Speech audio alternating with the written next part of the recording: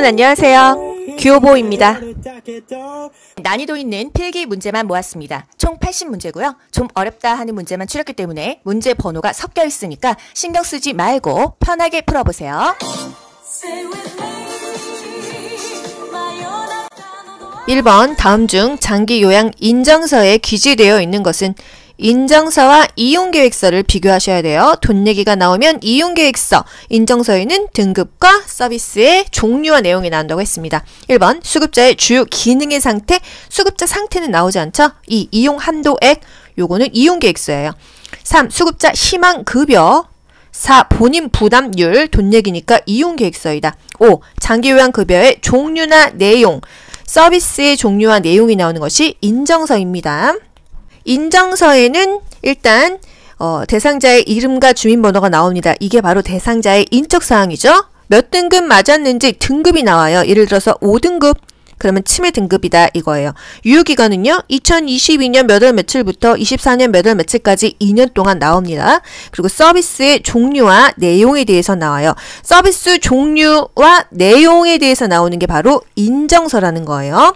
서비스 종류는요. 이용계획서에도 나오거든요. 아시겠죠?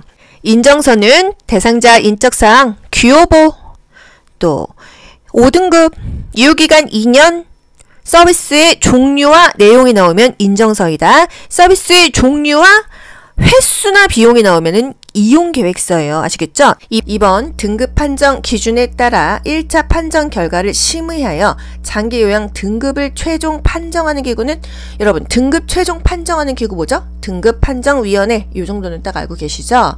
장기요양 인정이나 등급 판정을 위한 심의기구예요. 어디에 설치됐죠? 시, 군, 구에 설치했죠. 등급을 최종 판정하는 기구는 등급판정위원회이다. 3번 등급 판정 후 대상자가 요양시설 및 재가시설에 장기요양 서비스를 신청할 때 기관에 제출하는 것은 등급을 받았어요. 등급을 받는 게 뭐죠? 인정서였죠. 이거를 시설에 제출해야지 혜택을 받을 수 있겠죠. 1. 건강보험증, 2. 모니터링 기록지, 3. 장기요양 인정서, 4. 장기요양 평가서, 5. 장기요양 이용계획서.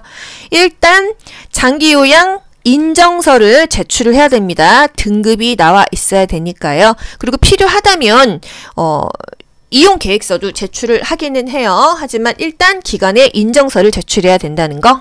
국민건강보험공단이 수급자에게 인정서와 이용계획서를 주죠. 대상자는 기관에 제출을 하는 거고요. 4번 등급판정 대상자의 장기요양서비스 이용 신청 절차는 일단 등급을 받기 위해서 어떻게 신청하죠? 여러분 가나다라 요런 문제는요. 여기다 번호를 매기시면 됩니다. 일단 서비스 신청 접수 및 방문 상담 신청하는 거야. 서비스 이용 계약을 체결해. 서비스 제공 계획 수립. 서비스 제공 실시. 모니터링 실시 및 서비스 종료. 모니터링하고 서비스 종료하는 게 맨 마지막이겠구나. 서비스를 먼저 제공하겠구나. 요거는 번호 나오지 않습니까? 일단 신청하려면은요. 신청을 먼저 해야겠죠. 계약 먼저 하나요? 계획 먼저 하나요?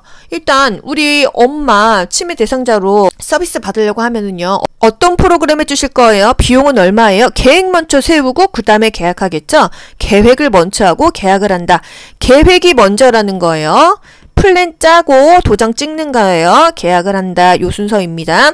그래서 이렇게 번호 적어놨죠. 그러면 가다나라마 이렇게 찾으시면 돼요. 정답 4번입니다. 가나다라마 문제는 이렇게 번호를 매겨서 답을 찾으시면 되겠습니다. 5번 수급자의 등급에 따른 월 한도 금액 본인 부담률이 명시된 것은 부담률, 한도, 금액, 돈 내기가 나오면 이용계획서라고 했어요. 이용계획서이다. 개인별 장기요양 이용계획서. 표준이란 말이 개인별로 바뀐 거 알고 계시죠? 여러분 요거 한번 보도록 할게요. 이용계획서는 뭐가 나오냐? 일단 이용 한도액이 나옵니다. 재가급여 15%, 시설급여 20%, 이용 한도액이 나와요. 치매 5등급이면 거의 한 100만원 정도가 월 한도액이다. 그 중에서 본인 부담률은 몇 프로이냐? 재가는 15%, 시설은 20%이다. 이렇게 나오고요. 급여의 종류와 횟수가 나옵니다. 서비스의 종류와 횟수가 나와요. 인정서에도 종류가 나왔죠? 인정서에는 어떤 내용이 나오고요. 이 횟수는 돈하고 관련이 있지 않습니까? 그래서 이 횟수, 비용에 대해서는 이용계획서에서 나온다는 거예요. 6번 대상자 및 가족이 장기 요양 인정 갱신 신청할 때 신청 기간은 2년 동안 잘 사용했어요. 갱신해야 되죠? 두 가지 숫자가 나옵니다. 90일과 30일이 나와요. 보자고요. 90일과 30일 나온 거 1번밖에 없죠. 등급 판정은 한 달 안에 30일 이내에 나온다. 이의제기는 3달 90일 이내에 해야 된다. 갱신은 90, 30 두 개의 숫자가 나온다는 거예요. 7번 다음 가로 안에 들어갈 맞는 단어는 장기 요양 기간이 대상자를 이해하는 데 도움이 되는 자료로서 역할을 하는 뭐뭐는 급여의 종류와 횟수, 이용계획서 딱 나오지 않습니까? 비용이 기재되어 있다. 이용계획서이다. 이렇게 보고 맞추시는 거예요. 그럼 만약에 급여의 종류와 내용 하면은 인정서겠죠? 8번 제가 요양보호 서비스 중 신체활동 지원 서비스는 스킨십이 닿는 것이 신체활동 지원 서비스라 했어요. 1. 취사. 이거는 뭐죠? 일상생활이죠. 2. 세탁. 일상생활 지원 서비스죠. 3. 몸단장. 몸이 닿겠구나. 스킨십이 필요하겠구나. 신체활동 지원 서비스야. 4. 생활상담. 뭔가 정서적인 거죠. 5. 외출 시 통행, 일상 업무의 대행, 요양보호사가 밖에서 하는 거는 개인 활동 지원 서비스였어요. 이런 식으로 맞추시면 됩니다. 신체 하면은 스킨십이 닿는다. 몸단장이다. 표준 서비스에는요, 3가지가 가장 중요합니다. 요양보호사가 집 밖에 있다 하면은요, 활동을 하고 있겠죠? 개인 활동 지원 서비스예요. 집 안에서 집안일 한다 하면은요, 일상적인 생활이죠. 밥하고 빨래하고 청소하는 거요. 일상생활로 보시면 되겠고요. 스킨십이 필요하다. 대상자와 몸끼리 닿아야 된다 하면은 신체활동 지원 서비스예요. 집 밖에서 하는 거, 대상자와 요양보호사가 함께 나가서 하는 거, 외출 시의 동행입니다. 은행 가고요, 관공서 가고요, 병원 같이 갑니다. 일상 업무를 대행해줘요. 대상자가 못 움직이죠? 요양보호사 혼자서 밖에서 활동해주는 거예요. 처방전 받은 것으로 약 타주기 합니다. 대리 처방은 안 돼요. 은행 가고 물품 구매하고 관공서 이용하는 거, 요양보호사 혼자 왔다 갔다 할 수 있는 거, 일상 업무를 대행해 주는 거예요. 또 생활지원 서비스, 일상적인 생활은요, 밥하고 청소하고 빨래하고 장 보는 것입니다. 아까 물품 구매는 활동 지원 서비스였는데 장 보기는 왜 활동 지원 서비스가 아니죠? 장을 왜 보죠? 밥하려고 장 보죠. 취사에 포함되기 때문에 장 보기만 생활 지원 서비스고요. 일상적인 물품을 구매하는 것은 활동 지원 서비스로 보시면 돼요. 스킨십이 필요한 거, 구강관리, 양치시키고, 몸단장, 머리 감기기, 세면 도움, 얼굴 씻기기, 식사 돕고, 체위 변경, 목욕 도움, 화장실, 복지용구 이용하는 거 도와주는 거, 관절의 구축 예방. 다 대상자와 요양보호사 몸과 몸이 닿죠? 스킨십이 필요하면 활동 지원 서비스이다.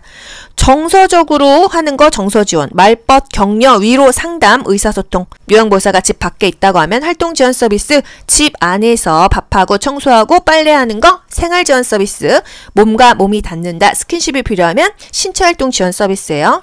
9번 제가에서 제공하는 일상 생활 지원 서비스에 해당하는 것은 밥하고 빨래하고 청소하는 거죠. 1. 청소 및 주변 정리, 요거 맞죠? 2. 말벗하기는 정서 지원 서비스예요. 또 침상, 목욕, 스킨십이 닿는다? 이거는 신체활동 지원 서비스이다. 옷 갈아입히기도 역시 몸과 몸이 닿죠? 신체활동 지원 서비스이다.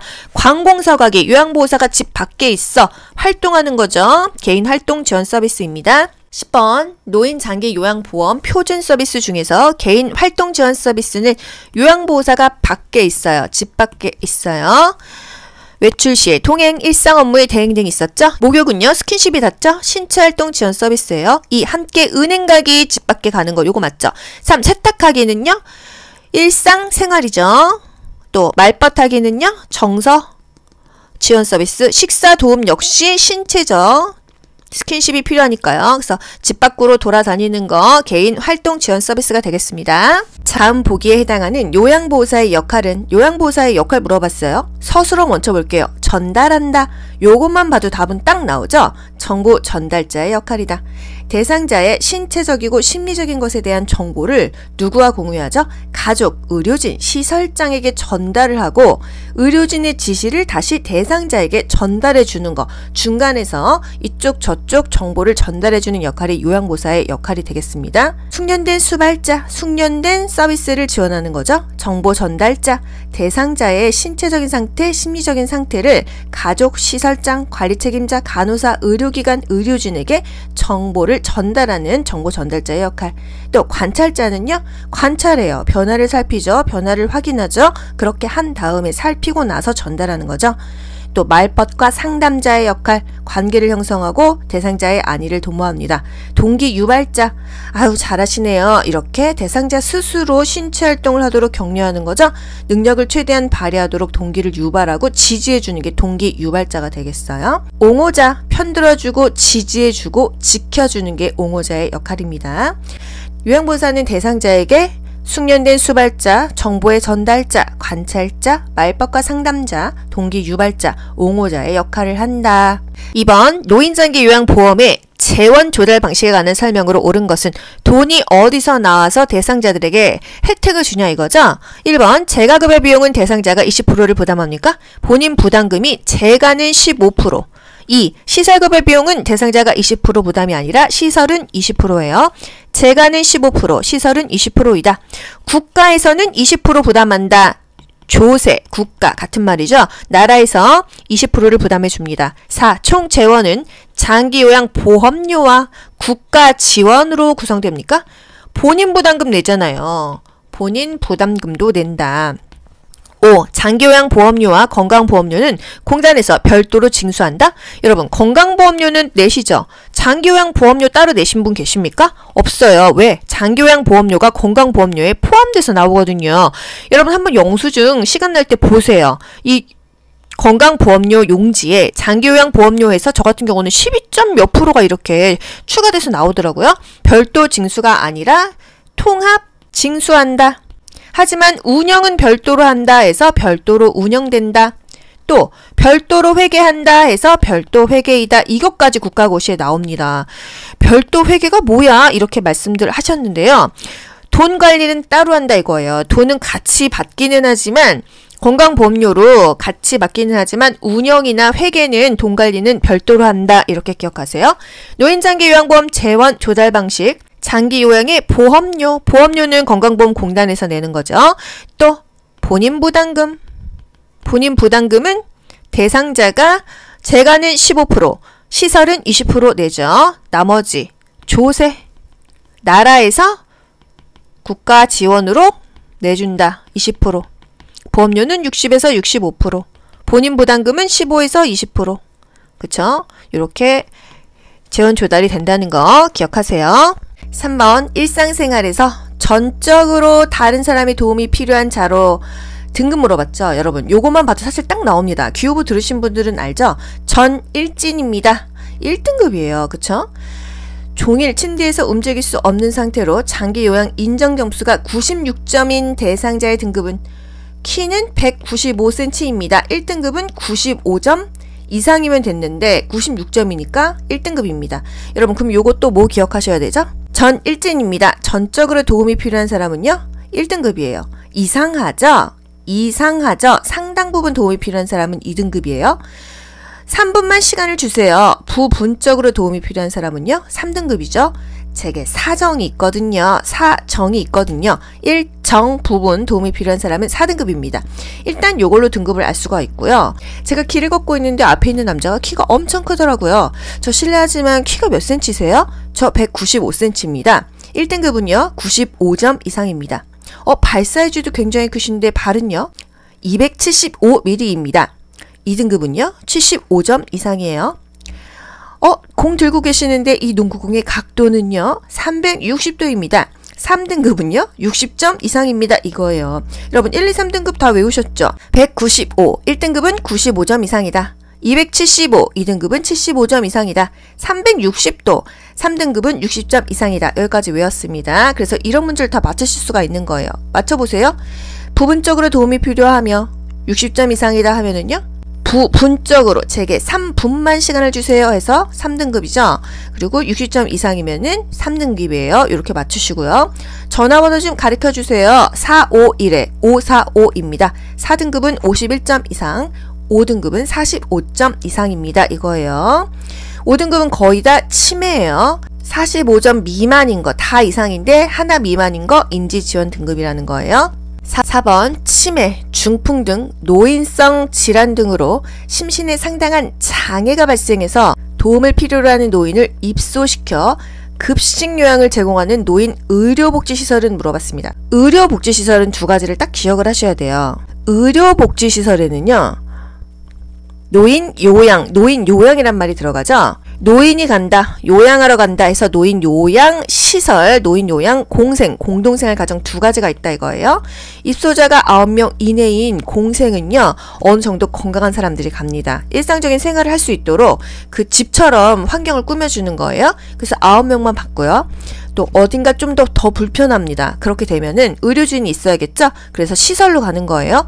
입소자가 10명 이상인 경우에는 시설로 가고요. 입소자가 9명 이내이고 뭔가 조금 더 건강하신 분들이 공생, 공동생활 가정으로 가는 거예요. 이 문제에서는 상당한 장애가 발생해서 도움이 필요하다고 했죠? 급식 요양, 밥도 먹을 수가 있다 한다면은 노인 요양 시설이 되겠습니다. 여기서는 노인 요양 시설밖에 없잖아요. 노인 공동생활 가정 그럴듯한데 요양자가 빠졌잖아요. 그죠? 무조건 노인 요양 요 네 글자가 들어가는 게 의료복지시설이에요. 그래서 노인 요양 시설, 노인 요양, 공생, 공동생활 가정 요거 두 가지가 의료복지시설입니다. 5번 노인 복지시설 유형으로 바르게 연결된 것은 노인 요양 공동생활 가정. 금방 했었는데 그쵸? 노인 요양 공생은 뭐라고 했죠? 노인 의료복지시설이라고 했어요.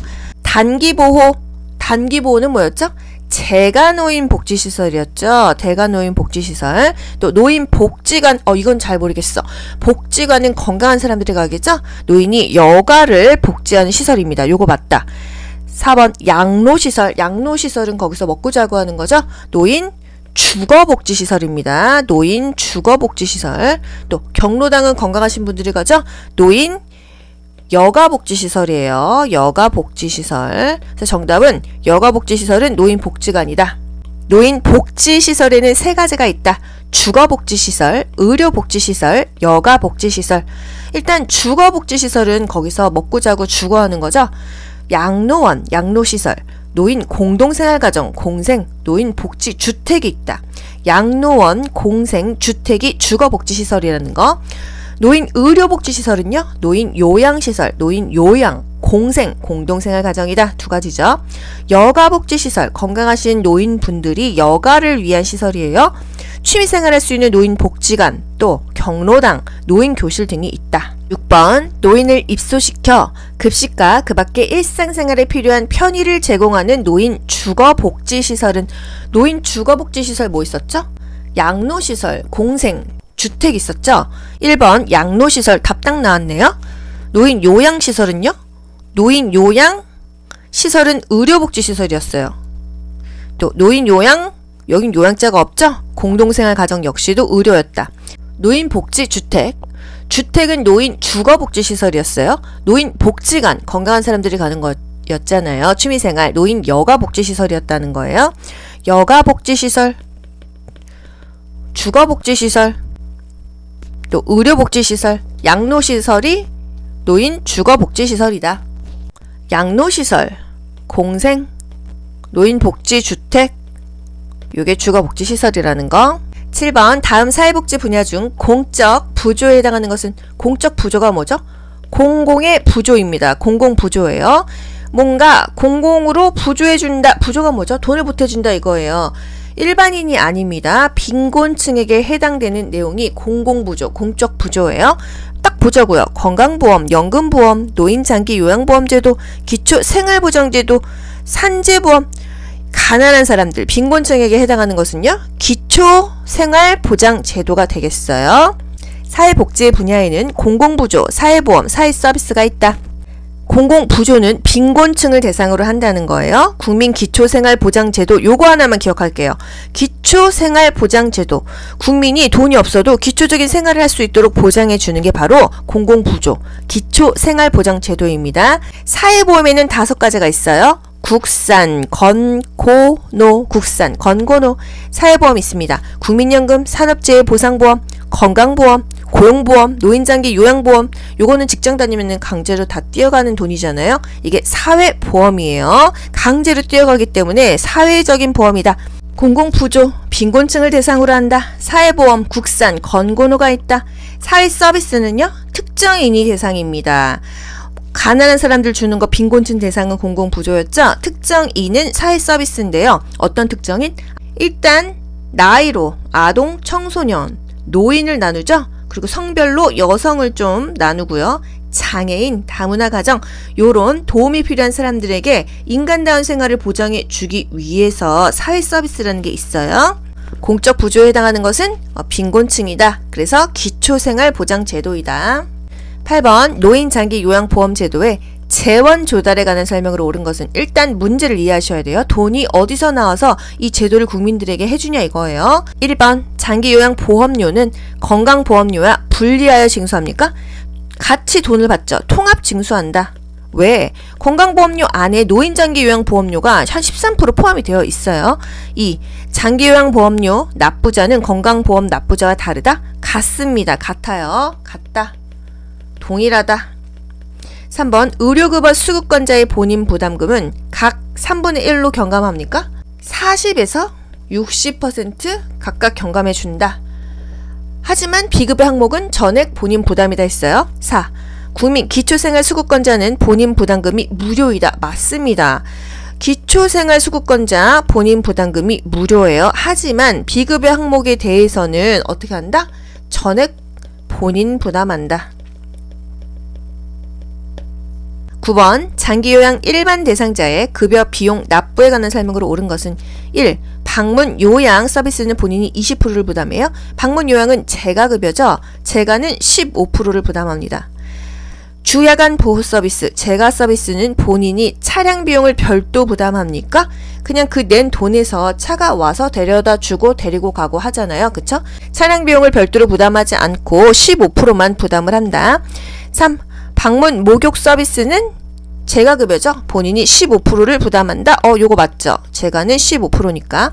4번 방문 간호 서비스는요. 본인이 10%를 부담한다. 이거 역시 재가 서비스입니다. 15%를 부담한다. 요양시설은 본인이 15%를 부담해요. 시설은 20%를 부담하니까 틀렸죠. 장기요양보험의 재원 조달, 보험료, 본인 부담금, 국가 지원으로 구성됩니다. 본인 부담금 시설은 20%, 재가는 15% 내잖아요. 그쵸? 보험료는요. 국민건강보험공단에서 60에서 65%를 대주고요. 나라에서 20%를 대준다. 저소득층 의료급여 수급권자는요. 법정 본인 부담금의 40에서 60%를 경감해준다. 기초 수급권자는 본인 부담금이 없다. 비급여 항목은 본인이 다 전액 부담해야 된다는 거죠. 10번 장기요양급여 이용 시 본인 부담금이 전액 면제되는 대상자 어려운 사람이라고 했어요. 국민기초 수급권자라고 했습니다. 답 뭘까요? 수급권자 두 개 있는데 국민기초생활보장법상 수급권자 요거 맞죠? 국민기초생활보장법상 수급권자 국민기초생활보장법은요. 생활유지 능력이 없거나 어려운 국민에게 최저생활을 보장해주고 스스로 자활할 수 있도록 제정된 법률이 되겠습니다. 그래서 국민기초생활보장법상 수급권자 이걸 뭐라 그래요? 국민기초수급권자라고 합니다. 국민기초수급권자 국민기초수급권자는 어떻다?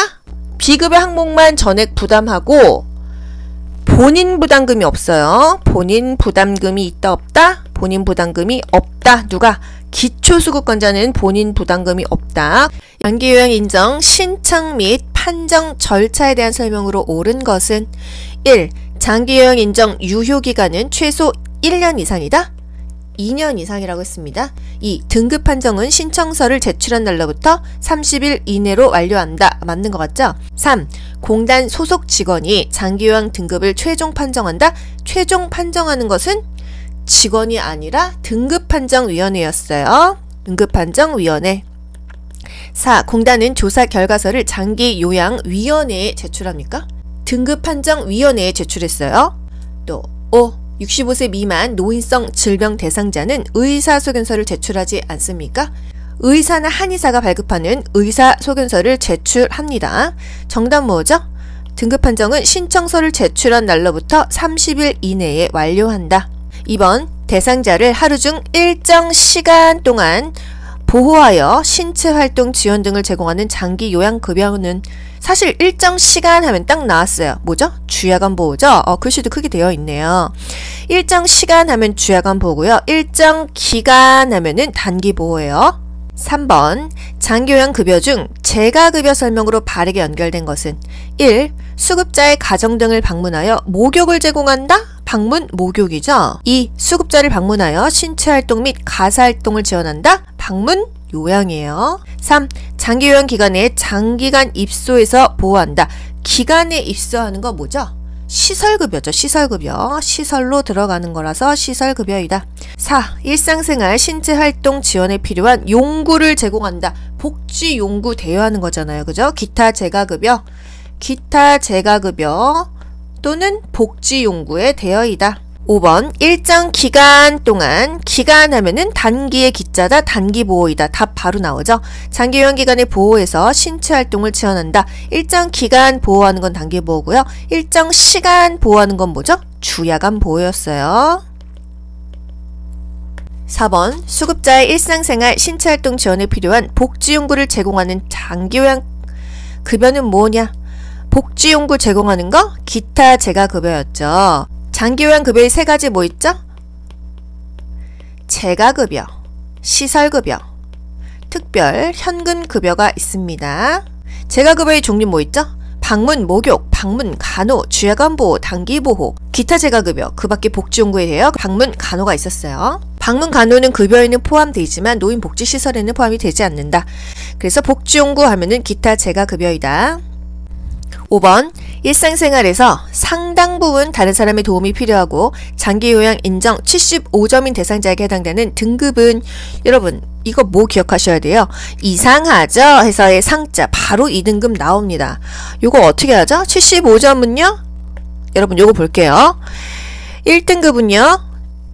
전 일진입니다. 전적으로 도움이 필요한 사람이라고 했습니다. 제가 길을 가고 있는데 앞에 있는 남자가 키가 엄청 큰 거예요. 그래서 제가 물어봤죠. 실례하지만 키가 몇 cm세요? 195cm입니다.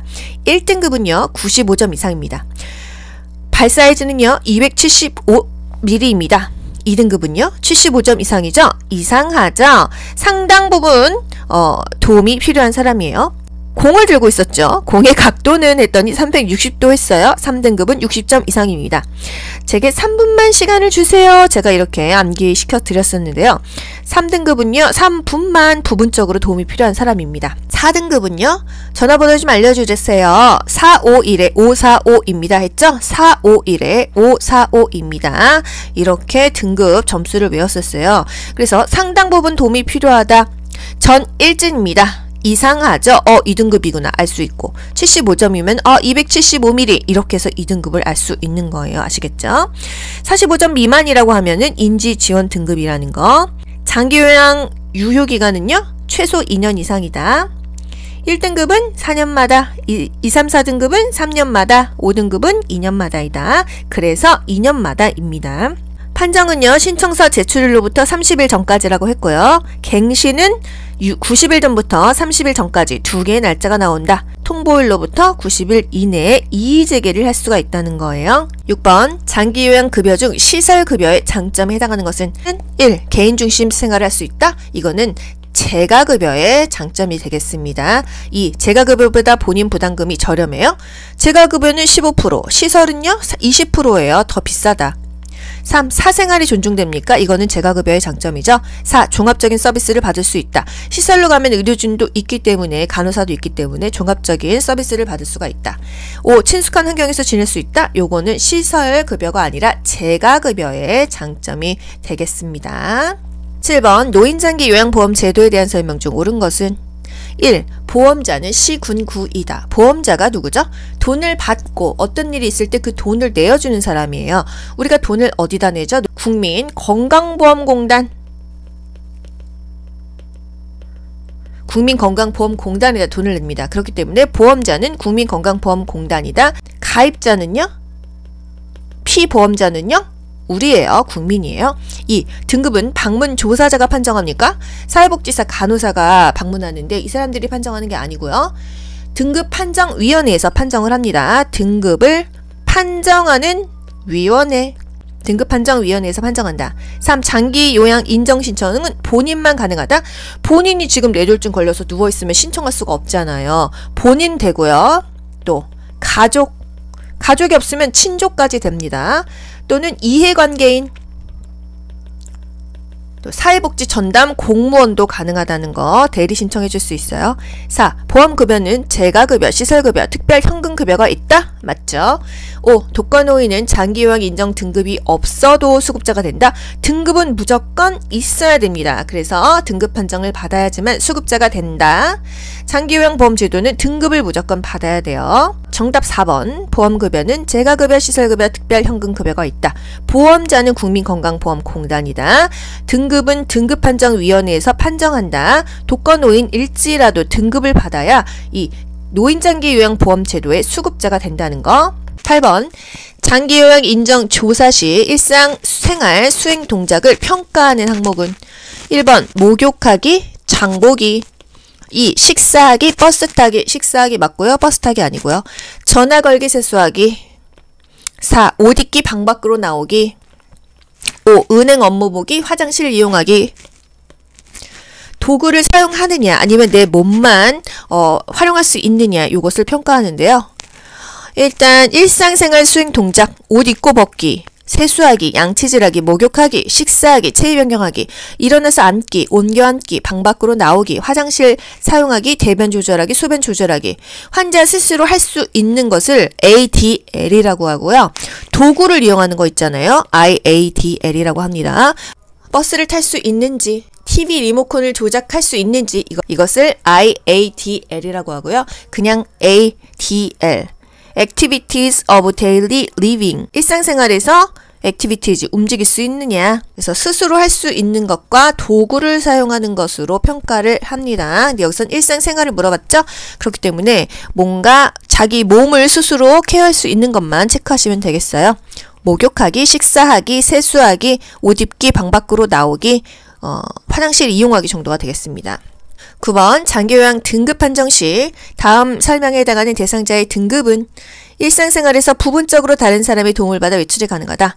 제게 3분만 시간을 주세요. 3등급 딱 나오죠. 장기요양 인정 점수가 65점이자 공의 각도는 했을 때 360도입니다 했었죠. 60점 이상이면은 되는데 65점이에요. 2등급은요? 이상하죠. 상당 부분 도움이 필요하고 275mm 75점 이상이었으니까 65점이야. 그러면 이거는 3등급이야. 이렇게 할 수가 있겠죠?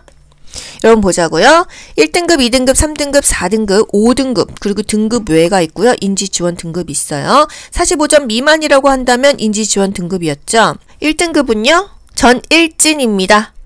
전적으로 도움이 필요한 사람. 이상하죠? 상당 부분 도움이 필요한 사람이에요. 제게 3분만 시간을 주세요. 부분적으로 도움이 필요한 사람이에요. 사정이 있거든요. 일정 부분 사정이 있거든요. 일정 부분 도움이 필요한 사람이 되겠습니다. 1등급은 키 195, 95점 이상. 2등급은 발 사이즈 275, 75점 이상. 3등급은요. 공의 각도 360도, 60점 이상이었죠. 451에 545. 그래서 요 사이에 있는 것은 요렇게 요 사이 점수 65점. 그러면 3등급이 되겠죠. 그러면 80, 90은요? 2등급이 되는 거예요. 요런 식으로 맞추시면 되겠습니다. 10번 등급 판정 대상자의 장기 요양 인정 최소 유효기간은 2년이라고 있어요. 1등급 대상자가 2년 후에 또 1등급이 나왔어요. 동일한 등급이 나왔다면 그 다음에는 4년마다 2년이 아니라 4년마다 하면 되고요. 2등급, 3등급, 4등급자가 2년 후에 등급을 맡았는데 똑같이 2, 3, 4등급이 나왔다고 한다면 동일한 등급이라면 3년 후에 하면 됩니다. 5등급 대상자는 2년마다 하는 거예요. 그래서 최소 2년마다 한다. 그래서 최소 유효기간이 2년마다입니다. 다음에서 설명하는 노인 학대 유형은 고장난 보청기, 금이 간 안경을 끼고 있다. 이거 뭐죠? 필요한 물품을 제공하지 않은 거예요. 계절에 맞지 않는 더러운 의복을 입고 있다. 필요한 의식주를 적절하게 제공하지가 않았다. 노인에게서 욕창으로 인한 악취가 난다. 마찬가지로 필요한 의료를 적절하게 제공하지 않았다. 이거죠? 여러분, 노인학대 유형 이거 뭔가요? 방임이죠. 방임은요, 의식주나 의료, 물품을 적절하게 제공하지 않은 것이 방임으로 보시면 되겠습니다. 또 경제적인 능력이 없는 노인의 세금이나 이 납부를 안 해줬어. 이건 역시 방임이에요. 노인이 만신창이야. 그런데 집 안에 있어요? 집 밖에 있어요? 집 안에 있으면 방임으로 하면 답이 맞고요. 집 바뀌다 하면은 답을 유기로 하는 것이 맞습니다. 우리가 이제 국가고시 푸는 용도로는 뭐 이렇게 구별하는 것이 가장 뭐 편하게 좀 맞을 수 있는 방법이라고 볼 수가 있겠어요. 노인이 집 밖이야, 시설에 있어, 또 길거리야, 뭐 친척집에 버려졌어, 가출했어, 이런 것들이 다 유기로 볼 수가 있겠습니다. 방임은 틀니, 보청기, 돋보기, 지팡이, 휠체어 등을 제공하지 않는다. 의식주나 의류를 제공하지 않는 것, 필요한 물품을 제공하지 않는 것을 방임으로 보시면 되겠습니다. 다음 설명에 해당하는 노인학대 유형은 노모를 시설에 입소시킨 후 한 번도 찾아오지 않고 자기 부담금을 미납시켰다. 여러분, 노인이 지금 집 밖에 있어요? 집 안에 있어요? 집 밖에 있으면 뭐라고요? 유기라고 했습니다. 이렇게 답을 빨리 찾으실 수가 있는 거예요. 연락 두절했거나 왕래를 하지 않았다. 이건 역시 유기입니다. 3번 요양보호사가 방문 요양 중에 대상자가 자녀로부터 학대를 받아 다리에 멍이 들어있다는 것을 발견했을 때 법적으로 신고하는 기간 뭐였죠? 학대받는 노인을 신고하는 기간, 노인을 보호해줄 수 있는 전문적인 기관, 노인보호 전문기관이었어요. 누구든지 노인학대를 알게 된 때에는 노인보호 전문기관 또는 수사기관 112에 신고하면 되겠습니다. 발견했을 때 의심이 되면 신고하는 걸까요? 확실하면 신고할까요? 의심이 되면 신고하는 겁니다. 확실한지 아닌지는 수사기관에서 판단하게 되어 있어요. 노인을 보호하는 전문기관이 노인 학대를 신고하는 곳이다. 4번 다음 설명에 해당하는 업무를 담당하는 기관은 노인 학대 사례의 신고 접수 딱 나오잖아요. 그쵸? 노인을 보호하는 전문기관, 노인보호 전문기관이에요. 신고된 시설학대 사례에 대한 개입을 한다. 학대 사례에 대한 사례관리 절차를 지원한다. 5번 장기 요양 요원의 권리 침해에 대한 상담, 건강증진, 교육, 대체 인력 지원 이런 업무를 수행하는 기관은 문제는 뭐예요? 이 요양요원을 도와주는 기관이 뭐냐 이거잖아요. 요양요원 지원센터입니다. 여러분 말이 어려우면 키워드만 암기하시면 돼요. 요양요원을 지원해주는 기관은 요양요원 지원센터예요. 장기 요양요원 지원센터입니다. 6번 요양 대상자 5에서 9명이 공동생활한다 하면 뭐예요, 여러분? 딱 공생 나오죠? 노인, 요양, 공동생활가정. 근데 여기 요양이란 말이 없어. 그럼 이거 아니네. 노인, 요양, 공동생활가정. 요렇게 나옵니다. 아시겠죠? 요양자가 없으면 안 돼요. 아픈 사람들은 요양시설에 간다. 그래서 공생과 그냥 시설이 있다. 노인 요양시설, 노인 요양 공동생활 가정이 있다 그랬어요. 그래서 키워드만 봐도 답을 맞출 수 있다. 9명 하면은 공생이에요. 공동생활 가정. 요양이나 일상생활 서비스를 지원받고 있다. 노인 의료복지시설이다. 의료복지시설은 아픈 사람이 가니까 요양자가 들어가요. 노인만 받으니까 노인요양, 노인요양이 들어가는 거예요. 그래서 9명 이내라고 하면은 공생, 공동생활을 하는 가정이다. 또 10명 이상이라면 시설, 요양원에 간다 이 말입니다. 7번 장기요양기관의 비용 청구 및 재원에 관한 설명으로 옳은 것은 1. 국가는 보험료 예상 수입액의 20%를 부담한다. 우리 배웠잖아요. 국가 조세로 20%, 그리고 재가급여는 15%, 시설급여는 20%를 본인 부담금으로 낸다. 20%를. 그리고 나머지가 보험료. 공단에서 나머지 60에서 65%를 내준다고 했었어요. 요거 맞죠? 2. 장기요양기관은 본인 부담금을 보건복지부에 청구한다. 보건복지부에 청구하는 게 아니라 공단에 60% 장기요양급여 비용을 청구하겠죠. 하지만 본인 부담금 20%는 대상자에게 청구합니다. 3. 장기요양보험료와 건강보험료는 통합회계로 관리한다. 이 회계란 말이 뭘까요? 돈관리란 얘기겠죠? 징수. 통합 징수한다. 우리 이거 어디서 배웠죠? 이거랑 비슷한 얘기인가요? 아니에요. 돈은 같이 냅니다. 우리 건강보험료 영수증을 보면은 노인 장기 요양 보험료가 13% 정도 포함돼서 나와요. 그래서 돈은 통합적으로 징수를 하는데 별도로 운영한다고 했잖아요. 별도로 운영한다. 이게 바로 돈 관리는 따로 한다 해서 독립회계이다 이렇게 기억하시면 되겠습니다. 통합회계가 아니라 통합징수인데 돈은 한꺼번에 받는데 운영은 따로 한다. 독립회계이다 이 말이에요. 4. 장기요양기관은 의료급여 수급권자의 그 급여 비용을 전액 부담한다. 장기요양기관이 뭐 예를 들어서 요양원 이런 곳이 의료급여 수급권자의 급여 비용을 전액 부담할까요? 전액 부담하지 않겠죠.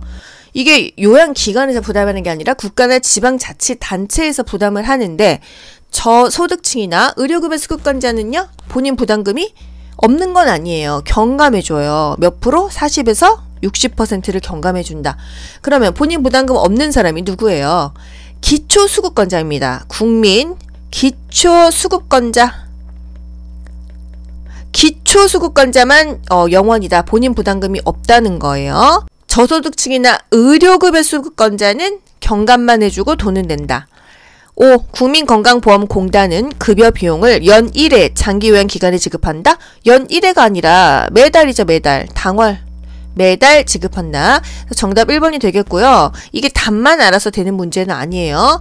이 재원은요. 국가에서 20%, 재가급여는 본인 부담금 15%, 시설 관람이 20% 내야 된다. 나머지 60에서 65%는 보험료 공단에서 대준다 이거예요. 이렇게 해서 100을 맞추는 거예요. 그쵸? 기초수급권자는 본인 부담금이 없다. 또 40에서 60% 경감해주는 사람들은 저소득층, 의료급여 수급권자이다라는 거. 8번 장기요양 등급 판정 대상자에게 발급하는 장기요양 인정서에 포함되는 내용. 인정서와 이용계획서가 있습니다. 그쵸? 인정서, 이용계획서.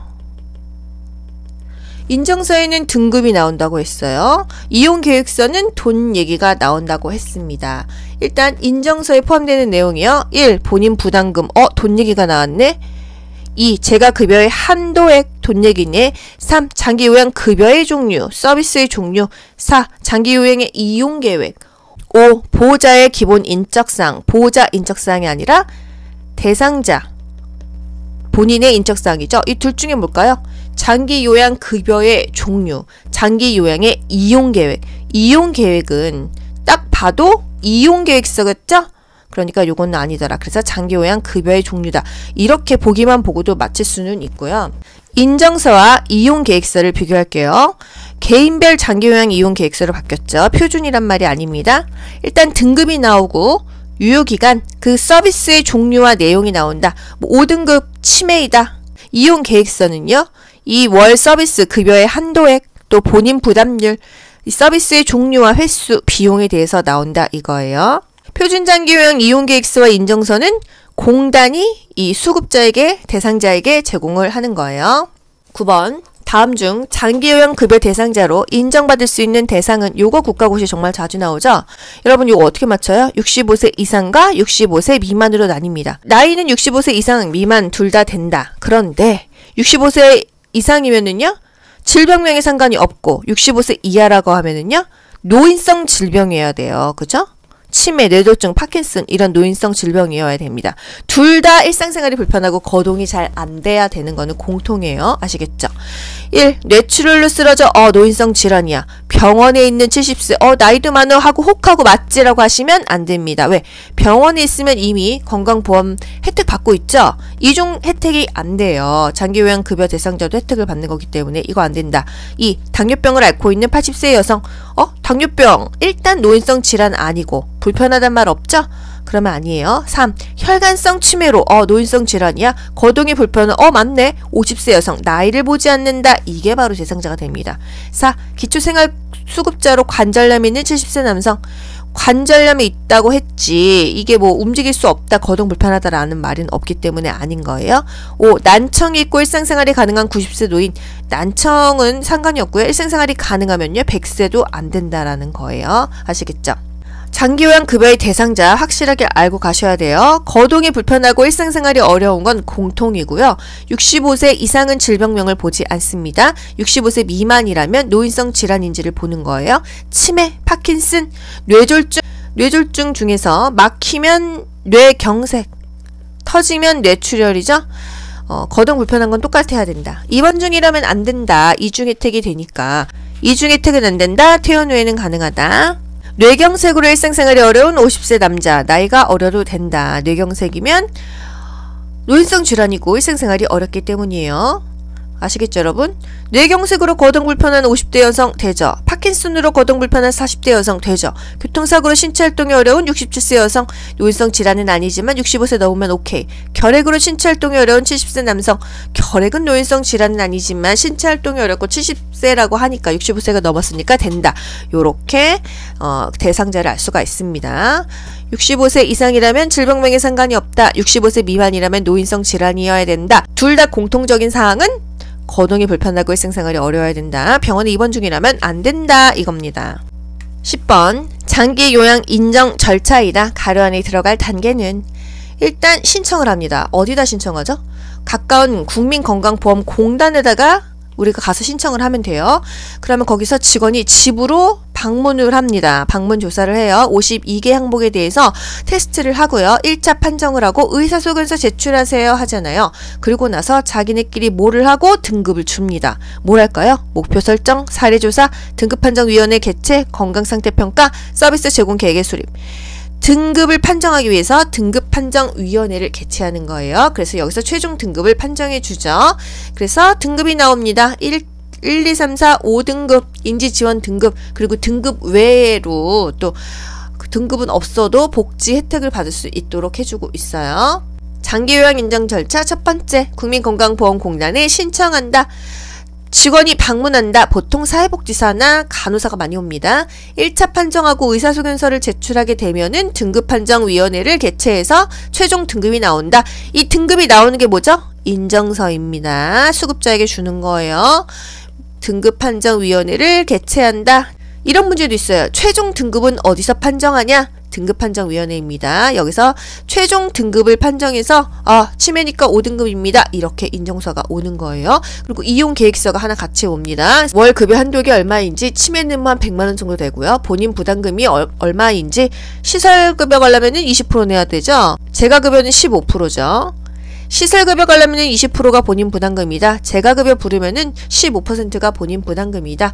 서비스의 종류나 횟수, 비용에 대해서 나오고, 월급여 한도액, 본인 부담금 나오면은 이용계획서예요. 이용할 수 있는 계획서. 인정서는 뭐가 나온다? 등급이 나온다. 치매 노인 및 가족 대상으로 치매 초기 상담, 치매 조기 검진, 1:1 사례 관리 등을 지원하는 기관은 치매를 상담하고 검진하는 기관 뭐였죠? 치매 안심센터였어요. 치매 안심센터에서 검진이나 상담받을 수 있는 대상은 누구죠? 일반적인 노인 되고요. 그리고 치매 노인, 또 치매 노인의 가족이 되겠어요. 이 사업은요, 보건소에서 많이 하거든요. 시, 군구, 보건소에서 많이 한다. 2번 학대 피해 노인에게 일정 기간 보호와 숙식 제공, 기본적인 의료비를 지원하는 기관은 1. 노인 여가시설. 노인 여가시설은 그 취미생활이나 친목 도모를 하죠. 노인 복지관, 경로당, 노인 교실 등이 노인 여가시설이에요. 2. 학대 피해 노인 전용 쉼터. 요건 맞지 않나요? 일정 기간 보호해주고 숙식도 제공해주고 의료비까지 지원해주는 거 학대 피해 노인 전용 쉼터이다. 치매 안심센터 뭐였죠? 치매 초기 상담, 또 조기 검진, 1:1 사례 관리 등을 했었죠. 또 노인 주거복지시설과 노인 의료복지시설이 있다. 요거는 중요합니다. 의료복지시설에는요, 노인 요양, 요 말은 공동이에요. 노인이 가고 요양, 아픈 사람들이 간다는 거. 노인 요양 시설이 있고요. 노인 요양 공생이 있습니다. 공동생활 가정이 있어요. 입소자를 기준으로 입소자가 9인 이내이다 하면은 공생이죠. 그리고 10명 이상이다 하면은요, 이게 바로 시설입니다. 우리가 아는 요양원이에요. 노인 의료복지시설에는 노인 요양시설, 노인 요양 공동생활가정, 요 두 가지가 있다. 요거는 정말 국시에 자주 나오잖아요. 일정 기간 학대받는 피해 노인이 숙식 제공하고 쉴 수 있는 곳은 쉼터이다. 어디 쉼터? 학대 피해 노인의 전용 쉼터이다. 3번 국제연합 유엔이 채택한 노인 복지 원칙에 해당하는 것은 노인 복지의 원칙이 요즘에 국시에 간간히 나오고 있어요. 사실 이거 뭐 그렇게 중요하다 암기하진 않았었거든요. 어떤 원칙이 있냐? 독, 참자, 보존 이렇게 5가지의 원칙이 있습니다. 독립의 원칙, 참여의 원칙, 자아실현의 원칙, 보호의 원칙, 존엄의 원칙이 있어요. 그냥 외우지 않더라도 답을 맞출 수는 있습니다. 보자고요. 1번 노인은 경제적 기여도에 따라 평가해야 된다. 경제적 기여도와 관계없이 평가되어야 된다 해서 존엄의 원칙이었고요. 2. 지식과 기술을 젊은 세대와 공유하지 않는다? 공유하지 않겠습니까? 공유해야겠죠. 이게 바로 참여의 원칙입니다. 3. 노인은 국가가 전적으로 보호해야 됩니까? 본인도 준비하고 가족도 준비해야겠죠. 가족과 지역사회의 보살핌을 받고 보호를 받아야 된다. 또 기본적인 인권과 자유를 누릴 수 있어야 된다. 보호의 원칙이에요. 4. 가능한 한 가정에서 오래 살 수 있어야 된다. 우리 엄마 아빠가 요양원 가는 것보다는 집에서 오래 살 수 있는 게 인간으로서 독립적으로 삶의 질이 높다. 독립의 원칙. 5. 새로운 교육과 프로그램에 참여시키지 않는다. 참여시켜야겠죠. 적절한 교육과 훈련 프로그램에도 접근할 수 있어야 된다. 또 노인의 잠재력을 개발할 기회가 있어야 된다. 자아실현의 원칙. 그래서 독립의 원칙, 참여의 원칙, 자아실현의 원칙, 보호의 원칙, 또 존엄의 원칙, 독참자 보존 이게 바로 국제연합이 채택한 노인복지의 원칙이 되겠습니다. 그래서 정답 몇 번이에요? 가능한 한 가정에서 오래 살 수 있어야 된다. 이게 독립의 원칙 맞는 말이죠. 요 페이지 필요하신 분들 보세요. 일할 기회를 갖거나 소득이 있어야 된다. 돈이 있으면 가정에서 오래 살 수 있으니까 독립의 원칙이다. 또 젊은 세대와 사회활동이나 지식, 기술을 공유해야 된다. 참여의 원칙이에요. 돈을 벌지 않아도 자원봉사라도 해야 된다. 자아실현의 원칙, 여가 서비스를 이용할 수 있어야 된다. 잠재력을 개발할 기회가 있어야 된다. 또 인권과 자유를 누릴 수 있어야 되고 보호를 받아야 된다. 보호의 원칙이죠. 학대로부터 자유로워야 된다. 인간의 존엄성이 있어야 된다는 거죠. 공정한 대우를 받아야 된다. 경제적인 기여가 없어도 존엄하게 대우받아야 된다. 돈 안 번다고 무시당하면 안 된다 이거예요. 4번 장기요양급여 중 재가급여의 장점은 재가급여 있을 재 집에서 받는 서비스죠? 뭐 있어요? 방문 요양, 방문 간호, 방문 목욕, 주야간 보호, 단기 보호, 기타 복지용구 대여 있었잖아요. 장점은 뭐예요? 내 집에서 받는 거예요. 가족이 선호하는 서비스가 제공된다? 대상자가 선호하는 서비스를 제공해야겠죠. 응급상황에서 신속하게 대응할 수가 없어요. 왜? 집에서 받으니까. 병원이 아니니까요. 3. 평소 친숙한 환경에서 서비스가 제공된다. 요거는 장점이죠. 우리 집에서 받으니까 내 마음이 안정되고 뭔가 환경이 친숙하다. 4. 종합적인 재활치료 서비스가 제공될 수 있다. 이건 병원에서 받을 수 있겠죠. 또는 시설에서 받을 수가 있습니다. 시설급여. 5. 건강검진을 통해서 질병을 조기에 발견할 수 있다. 집이잖아요. 안 됩니다. 그래서 평소 생활 공간인 건 장점이에요. 친숙한 환경이라는 거. 사생활이 존중되죠. 개인 중심 생활이 됩니다. 하지만 단점은요. 서비스가 단편적으로 진행될 수 있고요. 긴급한 상황에서는 신속한 대응이 어려울 수 있다. 여러분 상식대로 푸시면 됩니다. 달달 암기하지는 않으셔도 돼요. 5번 다음 중 노인 의료복지시설 유형에 해당하는 것은 노인 의료복지시설 아까 뭐 있었다고 했죠? 1번 양로시설, 2 노인복지관, 3 노인복지주택, 4 경로당, 5 노인 요양시설.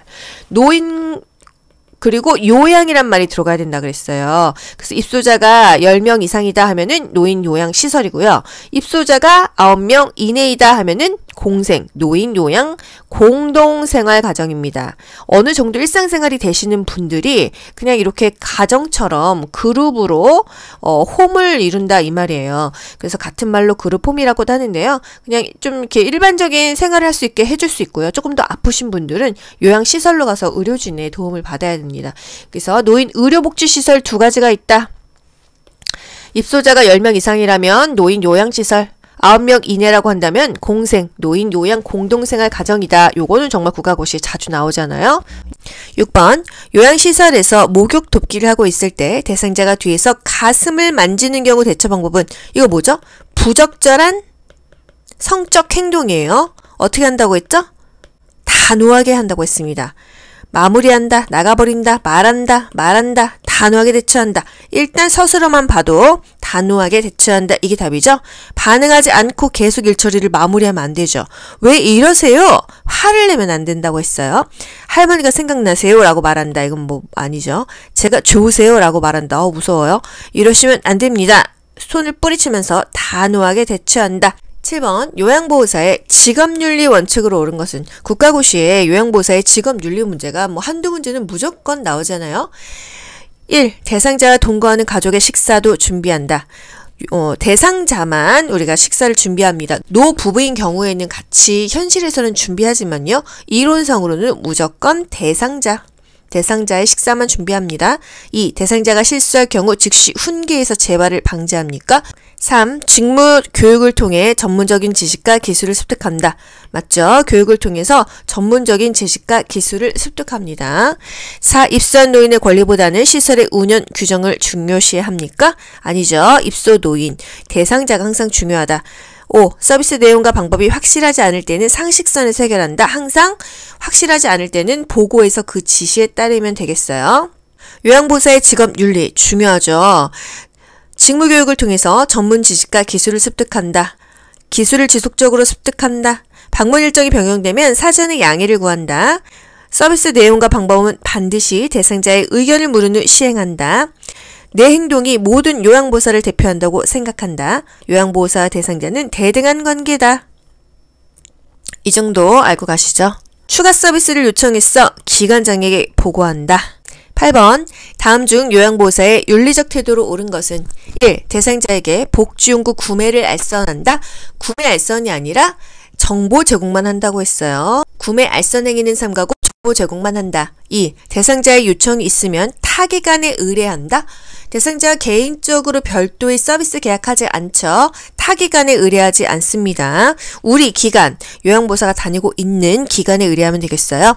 3. 서비스 내용과 방법은 요양보호사가 결정하나요? 대상자의 의견을 물은 후 시행합니다. 4. 방문 일정 변경 시 사전에 대상자에게 양해를 구한다. 요거 좋죠. 5. 사정이 어려운 대상자는 본인 부담금을 할인해 준다. 마음은 그렇게 하고 싶지만요. 안 됩니다. 본인 부담금을 할인하거나 추가로 부담하게 하는 행위는 하지 않는다. 9번 요양보호사가 자기관리를 위한 스트레칭 방법은 이거는 항상 국가고시에 나오고 있죠. 상하좌우 균형 있게 교대로 시행한다. 틀린 거 없어요. 스트레칭된 자세로 유지한다. 유지는 숫자가 좀 길어진다 했죠. 10에서 15초 유지한다. 동작과 동작 사이에는 몇 초간 휴식을 했었죠? 5에서 10초. 통증이 느껴질 정도의 강도로 시행한다. 통증이 느껴지지 않을 정도라고 했습니다. 않을 정도. 5. 동작은 반복해서 빠르게 실시합니까? 동작은 천천히 안정되게 실시하죠. 상하좌우 균형 있게 교대로 시행한다. 같은 동작은 5에서 10회, 동작과 동작 사이는 5에서 10초, 유지만 10에서 15초 길었어요. 통증이 느껴지지 않고 시원하다고 느낄 때까지 계속한다. 통증이 있다는 것은 근육을 긴장하고 또 부상을 초래하기 때문이에요. 호흡은 편안하고 자연스럽게 한다. 요거 진짜 국가고시 많이 나오잖아요. 10번 다음 사례에서 대상자에게 보호받아야 할 권리는 이 시할머니는 침소 전에 침대 생활을 해오셨는데 침대 쓰면 허리가 안 좋아진다고 해서 할 수 없이 매트를 썼다. 안락한 침대, 안락한 매트릭스 바로 답이 나오셔야 됩니다. 아시겠죠 여러분? 매트릭스 사용을 강요받았어. 안락한 침대, 안락한 매트릭스 이렇게 키워드로 답을 찾으시면 됩니다. 휴대전화가 없다. 자식한테 전화를 못한다. 불쑥불쑥 사진을 찍는다. 사생활과 비밀 보장이 안 된다는 거죠. 동료 노인을 꼬집거나 때리는데도 요양보호사들이 모른 채 해 존엄한 존재로 대우받을 권리를 못했다. 개별화된 식단, 질 높다. 질 높은 서비스, 재활 프로그램, 파마약 질 높은이에요. 머리를 커트했어 하면은 요거는 개별화된 것인데요. 파마약 때문에 머릿결이 상했어. 질 높은 서비스죠. 그래서 좋은 파마약 해주세요. 이게 질 높은 서비스를 받을 권리입니다. 맨날 식은밥 먹습니다. 병원 갔다 오면 대표달란 말하기가 조금 불편해요. 자신의 견해와 불편을 표현하고 해결할 권리예요. 안락한 침대, 안락한 매트릭스, 휴대전화 사진 촬영하면은 사생활. 26번 대상자가 잦은 설사로 탈수가 예상될 때 우선적으로 돕는 방법은 탈수하면은 수분 보충해줘야 됩니다. 차가운 흰죽을 먹인다. 찬 음식은 피해야겠죠? 상온의 음식 또는 약간 따뜻한 음식이 더 좋습니다.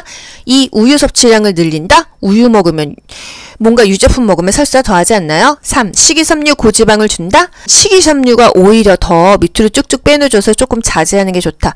고지방, 지방은 아니다. 장운동을 증가시키는 음식이나 이런 지방 음식, 섬유소는 피하는 게 좋다. 수시로 지사제를 복용시킨다? 지사제가 설사를 멈추는 약이잖아요. 이거는 반드시 의사의 지시에 따라서 복용하는 거지 요양보호사 임의로 복용시키지는 않아요. 5번. 물을 충분히 마시게 한다. 수분을 제한하는 질병이 아닌 이상은 요실금이든 설사로 인한 탈수든 수분은 충분히 보충해 줘야 됩니다. 탈수하면은 수분 보충, 수분과 전해질을 보충한다. 이게 항상 세트로 가게 되어 있어요. 27번. 노화에 따른 호흡기계 특성으로 옳은 것은 기침 반사가 증가한다? 증가하면 좋은 거예요. 왜냐면 뭔가 이물질이 낀 것을 기침에서 빼내주니까요. 기침 반사가 감소해서 흡인성 폐렴이 많이 걸리잖아요. 폐순환량은 당연히 감소하죠. 섬모 운동의 증가가 아니라 저하됩니다. 섬모 운동은 우리 몸에 나쁜 것을 이렇게 필터 역할을 해주는데 감소하니까 더 많이 걸러주질 못한다는 거. 기관지 내 분비물은 당연히 더 많아집니다. 길 가다가 할아버지를 코 휴지도 없이 칵 풀잖아요. 가래 칵칵 뱉고요. 분비물이 많아지기 때문이다. 호흡 근육은 위축된다. 숨 쉬는 게 그렇게 편안하지는 않다는 거. 28번. 만성 기관지염을 앓고 있는 대상자의 증상을 완화시키는 방법은? 만성 기관지염은 뭐죠? 이 기관지가 만성적으로 염증이 생겼어요. 그래서 기도가 좁아져요. 숨쉬기가 힘듭니다. 점액성, 화농성 가래나 끈적한 고름 가래가 나와요. 심호흡하세요. 기침하세요. 이렇게 배출해야 되고요. 금연을 하셔야 됩니다. 1. 습도를 높게 해준다? 적당한 게 좋습니다. 40에서 60%의 습도가 좋다. 공기 정화를 위해 방향제를 뿌린다. 공기 정화하는 거 좋은데요. 방향제가 아니라 뭐요? 공기청정기를 놔야겠죠. 3. 똑바로 누워서 안정을 취한다. 뭔가 호흡이 안 된다고 하면요. 상체를 올려주는 자세가 좋습니다. 숨을 빠르게 쉬게 하는 게 아니라 천천히 적당히 호흡하게 하고요. 심호흡과 기침을 해서 기관지 내 가래를 뱉게 한다. 요게 가장 적합한 답이겠어요. 기관지에 염증이 있다고 한다면 화농성 가래나 기침을 배출시킨다, 금연한다, 공기청정기를 해준다. 습도는 40에서 60%가 좋다. 호흡기 질환이 있다고 한다면은 이 습도를 더 높입니다. 55에서 65%까지 높일 수가 있어요. 29번. 다음 증상이 나타나는 노인성 질환으로 옳은 것은? 숨을 쉴 때 쌕쌕거리는 호흡음이 있다 하면 딱 나옵니다. 뭐예요? 천식이잖아요. 기관지벽이 부풀어 오르고 근육이 수축해서 기관지가 좁아진다. 기관지가 협착된다. 가슴이 답답하고 기침을 하며 알레르기 증상이 나타난다. 알레르기 하면은 천식으로 연결하셔야 돼요. 왜? 꽃가루, 동물의 털, 요런 것에 의해서 기침이 엄청나게 나는 게 알레르기죠. 그러면 회피요법을 해야 돼요. 나를 이 알레르기 일으켰던 물질로부터 도망을 가야 됩니다. 아시겠죠? 그래서 알레르기 하면 천식, 쌕쌕거리는 호흡음, 천명음 그러면은 천식으로 연결하세요. 천식이 가장 국가고시에 많이 나왔었다. 천식은 기관지의 그 만성 염증성 질환입니다. 그래서 기관지 벽이 붓거나 기도가 좁아져요. 꽃가루, 강아지털, 고양이털, 먼지 조심해야 되고요. 갑자기 차고 건조한 공기에 노출하면 기침이 엄청나게 남습니다. 그래서 국가고시에 자주 나오는 거, 침구류는 먼지나 찐득이를 없애기 위해서 뜨거운 물로 세탁한다. 우리 다 뭐 미지근한 물로 욕창 관리했잖아요. 뜨거운 물로 세탁한다? 그거는 바로 천식, 침구류가 되겠습니다. 찐득이 없애야 되니까요. 30번. 폐결핵에 대한 설명으로 옳은 것은? 초기에 객혈과 가슴 통증이 있다? 초기에는요, 대부분 무증상입니다. 주기적으로 객담 검사를 실시한다? 나쁘지 않죠. 일단 보류할게요. 아침에 고열이 나타나고 저녁에 열이 내린다? 뭔가 틀린 것 같죠? 고열은 오후에 고열이 나타나고 늦은 밤에 열이 내립니다. 오후에 고열, 늦은 밤에 열이 내린다. 4. 결핵약제를 일주일 정도만 복용하면 완치가 된다. 결핵약제는요, 항결핵제를 먹이는데요. 내성이 생기지 않기 위해서 다양한 종류의 결핵약을 먹이는데 양이 엄청나게 많아요. 복용 기간도 굉장히 길어요. 뭐 짧게는 6개월부터 2년까지도 먹기도 합니다. 그래서 이렇게 일주일 정도만 복용하면 완치가 되는 게 아니라서 결핵은 걸리면 간이 상한다 이런 얘기가 괜히 있는 게 아니에요. 약의 양이 엄청나게 많고 복용 기간이 길다는 거. 결핵은 감염성이 없는 유전병이다? 아닙니다. 결핵은 감염성이 있는 질환입니다. 호흡기계 질환이죠. 결핵균이 폐로 들어가서 염증을 일으키는 질환이다. 2주 이상 기침과 흉통이 있다고 하면 결핵을 의심해 봐야 된다. 여러분이 집에서 2주 내내 기침했잖아요. 이비인후과 갑니다. 기침 얼마나 했어요? 2주 정도 한 것 같아요, 선생님. 그러면 결핵일 수 있으니까 폐 엑스레이 사진 한번 정형외과 가서 찍고 오세요. 이런단 말이죠. 오후에는 고열이 있다가 늦은 밤에 식은땀과 함께 열이 내리는 증상이 반복이 된다. 주기적으로 간 기능 검사를 합니다. 왜? 결핵제가 양이 너무 많아서 간 기능이 떨어질 수 있기 때문이에요. 중요한 거, 결핵 감염 대상자와 접촉한 요양보호사 어떻게 해요? 2주에서 1개월 이후에 방사성 촬영을 합니다. 왜? 접촉하자마자 걸리는 건 아니니까요. 왜? 잠복기가 있잖아요. 그래서 2주 후 또는 1개월 이후에 검사한다. 뭔가 이상한 말인 것 같지만 맞다는 거예요. 결핵 전파가 우려될 때는 마스크, 장갑, 가운 등을 착용을 합니다. 요양보호 업무를 그만둔다? 답이 틀려요. 그 대상자는 누가 돌봐요? 보호장구를 착용하고 대상자를 돌본다. 여기까지 알고 가실게요. 결핵은요, 초기에 대부분 증상이 없다. 무증상이다. 주기적으로 객담 검사를 실시한다. 오후에는 고열 증상이 나고 늦은 밤에는 열이 내린다. 항결핵제는 양이 많고 복용 기간이 비교적 길다. 6번, 노화에 따른 시각의 변화로 오른 것은 잘 안 보이겠죠? 1. 동공의 지름이 줄어든다? 뭔가 커야지 잘 보이는데 줄어드는 거 맞지 않을까? 잘 모르니까 일단 패스. 2번, 눈썹이 굵어진다? 눈썹이 굵어지는 게 아니라 오히려 가늘어집니다. 젊었을 때 막 송승헌처럼 수검댕이 눈썹이다가 나이 먹으면 가늘어져서 그 선이 희미해지잖아요. 가늘어진다. 3. 결막이 두꺼워진다. 결막은 얇아집니다. 얇아지고 누렇게 변해요. 눈동자가 해야 되는데 그냥 누리끼리 하다. 4. 각막의 민감성이 증가한다. 민감성이 감소합니다. 인슐린에 대한 민감성도 감소했죠? 통증에 대한 민감성도 감소했죠? 웬만한 게 다 감소된다. 5. 수정체가 빨간색으로 변한다. 수정체가 노란색으로 변합니다. 그래서 동공의 지름이 줄어든다. 이게 시각의 변화로 맞는 답이 되겠어요. 또 같은 계열의 색을 잘 구별하지 못했죠. 그 황화 현상으로 파, 남, 보. 파랑색, 남색, 보라색의 구분에 어려움을 느낍니다. 비슷비슷한 색깔이기 때문이에요. 눈부심도 증가하고 빛 수능도 어렵다고 했어요. 동공의 지름이 쪼그라든다, 줄어든다. 7번, 당뇨병 대상자의 운동을 돕는 방법은 당뇨병 대상자 운동 중요했었죠? 식후 30분에서 1시간 뒤에 30분 이상 운동을 한다. 보기 보지 않아도 이게 항상 중요한 답이었어요. 1. 혈당 수치가 300 이상일 때 운동 강도를 높인다. 당뇨는요, 몇부터 당뇨라고 할까요? 공복인데 126 이상이 나오면은 이거를 당뇨로 규정합니다. 보통 일반인들은요, 공복일 때 100 미만으로 나오거든요. 126 정도가 당뇨인데 300은 너무 높잖아요. 운동 강도를 높이는 게 아니라 혈당을 일단 조절해야 돼요. 혈당을 조절하고 그리고 나서 운동을 해야지 운동으로 이 혈당을 조절하는 건 아니라는 거. 이 운동 전에 혈당 강화제를 먹인다?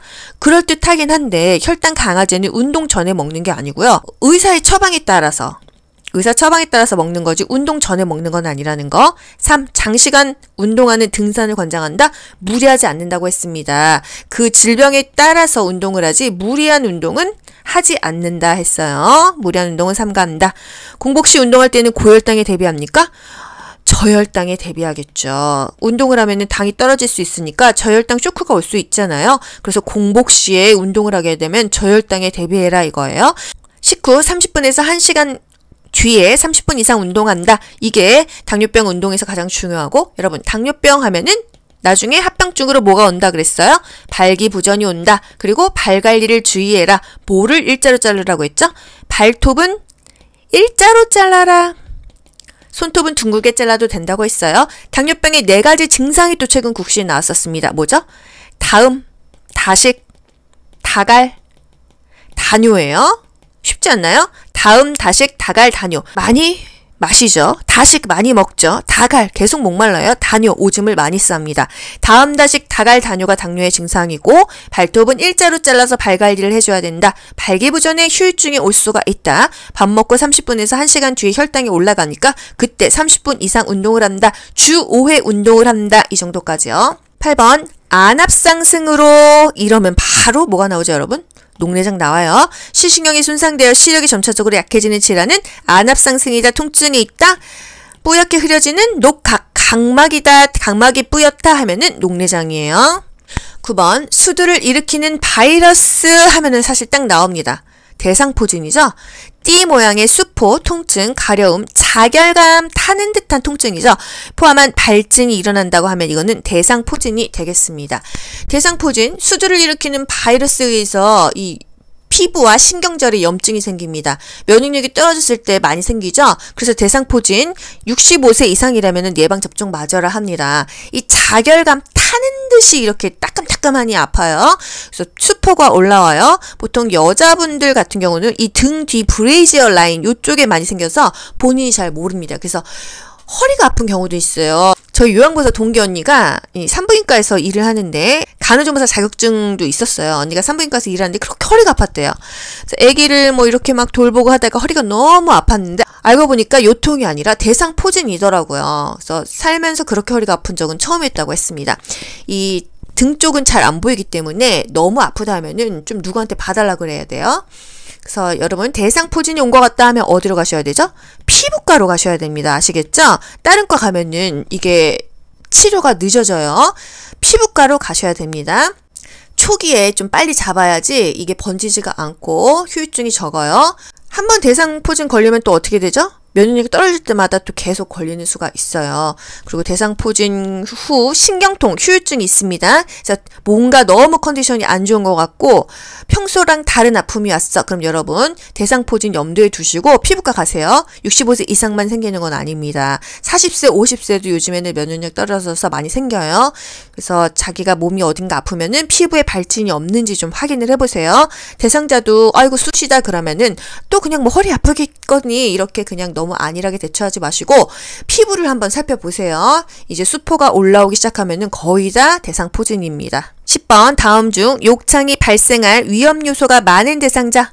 1. 영양 부족으로 근육이 위축된 대상자. 맞죠? 부적절한 영양 상태. 너무 삐쩍 마른 사람이 나쁜 것은 욕창이더라. 살찐 사람이 좋은 거는 욕창밖에 없다 그랬어요. 그쵸? 영양 부족으로 근육이 위축되면은 체중이 일단 감소하고 근육이 위축되면은 피하 지방이 감소되죠. 피하 지방이 감소가 되면은 욕창이 잘 생깁니다. 2. 변비가 있는 대상자. 변비가 있다고 욕창 생기는 거 아니죠. 3. 피하 지방이 많은 대상자. 욕창 오히려 안 생기고 좋아요. 4.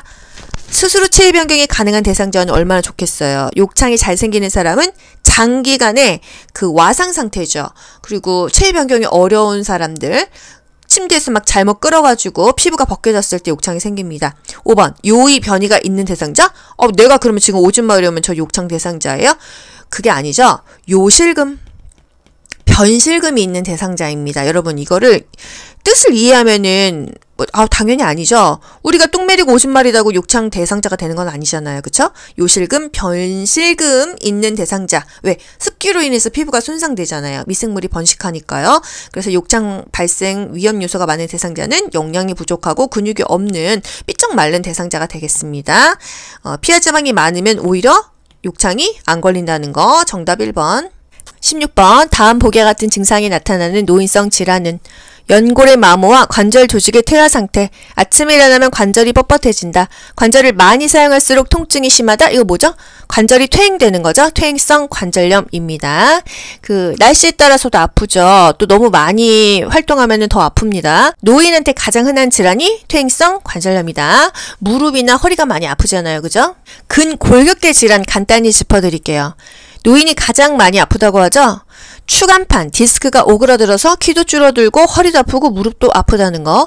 퇴행성 관절염, 아침에 많이 아프다, 쓸수록 많이 아프다 그랬어요. 수영이 좋다.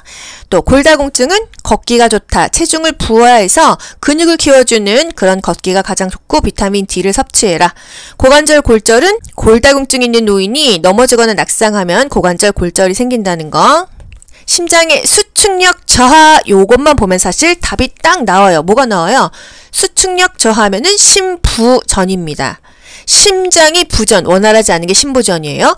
저산소증이 오는 경우 나타나는 증상은 심부전, 순환이 안 된다는 거예요.